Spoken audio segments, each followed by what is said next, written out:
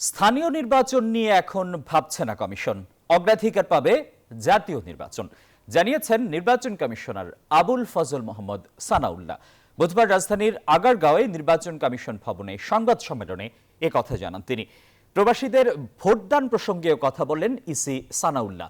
জানান, ভোট দিতে চাইলে প্রবাসীদের রেজিস্ট্রেশন করতে হবে। তাদের জন্য পোস্টাল ব্যালট, অনলাইন ও প্রক্সি ভোটিং নিয়ে চিন্তাভাবনা চলছে। 3টি পদ্ধতি খতিয়ে দেখা হচ্ছে।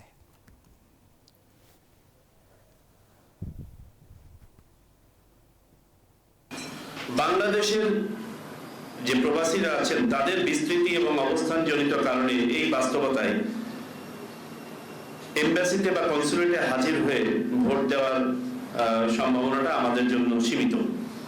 যে কারণে আমরা কমিশন 3টি পদ্ধতিকে প্রাথমিকভাবে শর্টলিস্ট করেছি। এই 3টি পদ্ধতি হচ্ছে